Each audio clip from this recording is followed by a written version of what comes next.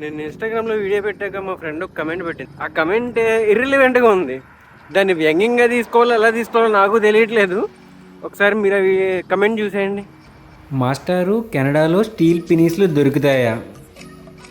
కెనడానే కాదు, ఎక్కడా దొరకవు, మనమే వెళ్ళి కొనుక్కోవాలి. మనకి ఇండియాలో చైనా బజార్ ఎలాగో ఇక్కడ కెనడాలో డాలరామా అలాగా. స్టోర్లో వర్క్ చేసే వాళ్ళకి ఫోటో చూపించి ఇవి ఎక్కడ ఉంటాయని అడిగితే పలానా ర్యాక్లో ఉంటాయని చెప్పగా అక్కడికి వచ్చాను.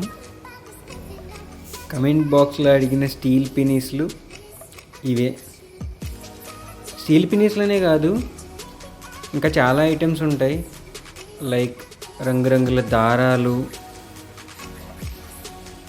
అండ్ ఎంబ్రాయిడరీ వర్క్స్ కావాల్సిన చాలా వరకు సామాన్లు ఎక్కడే దొరుకుతాయి అని చెప్పడం మర్చిపోయాను.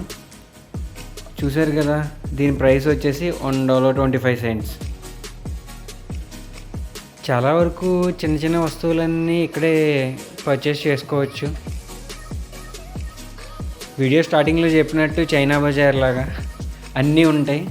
అలానే లైఫ్ కూడా చాలా తక్కువ వీటికి బయట వస్తువులతో పోల్చుకుంటే. అండ్ ప్రైస్ కూడా చాలా తక్కువగానే ఉంటుంది. చూస్తున్నారు కదా, వంటగదిలోకి కావాల్సిన సామాన్లు అన్నీ ఒక్కటనే కాదు, A to Z అన్నీ దొరుకుతాయి మ్యాక్సిమం.